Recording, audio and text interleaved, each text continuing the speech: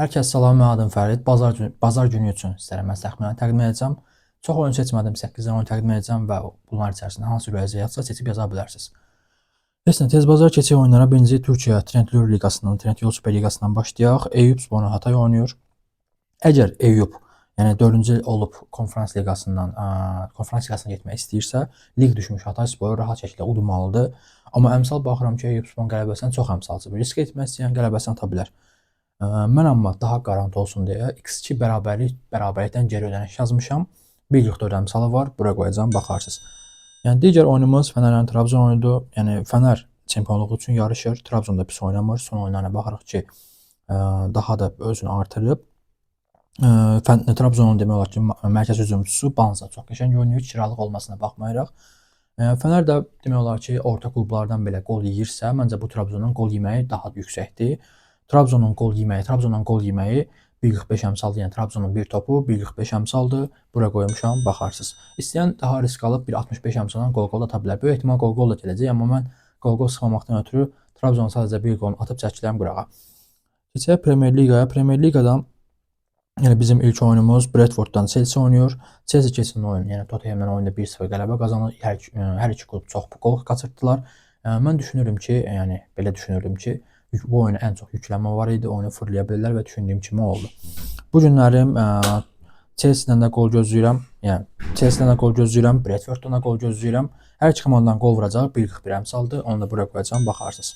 Yəni digər oyunumuz yenə Premier Liqadan Tottenham'dan Southampton oynayır. Tottenham keçən oyun Chelsea-yə qol vura bilmədi. Yəni çox qaçırtdı. Southamptona baxdıqda isə Southampton oyunçuları da bitmiş vəziyyətdədir. Zaten lig düşüblər. Sonuncu yerdədirlər. Yəni heç cür ligdə qala bilməzlər. 10 xalları var. Yəni Tottenham'da bir zəhmət bu Southamptonda utsun. Tottenham'ın qələbəsi 1.35 əmsaldır. Bura qoyacağam, baxarsınız. Digər oyunumuz United'dən City oynayır. City qonaqda oynayır. Haaland deyəsən zədəli yoxdur. City'dən qol gözləyirəm, o heç.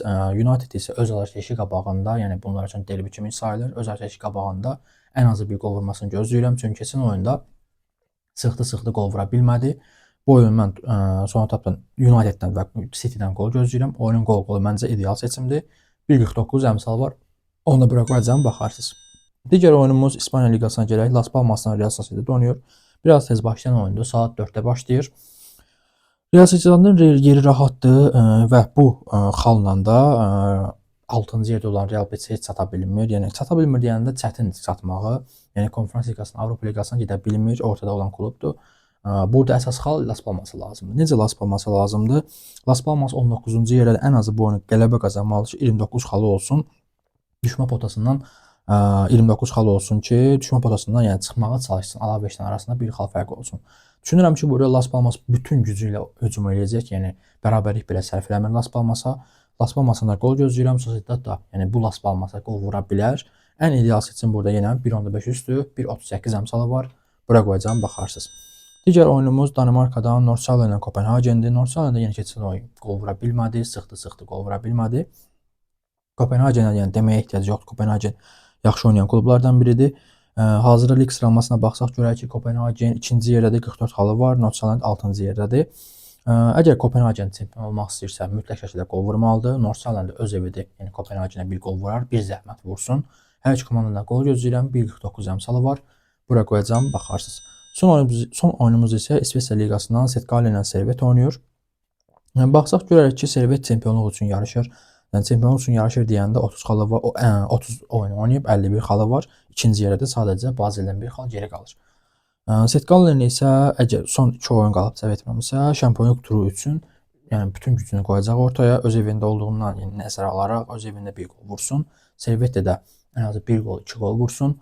Bu oyun 2.5 məncə ideal seçimdir. 1.59 əmsalı var. Onu da bura qoyacağam, baxarsınız. Yəni bu gün olan 8 oyun təqdim edirəm. Mən inandıqlarım bunlardır. Çox oyuna ehtiyac olmadı düşünürəm. Olduğunu düşünmürəm.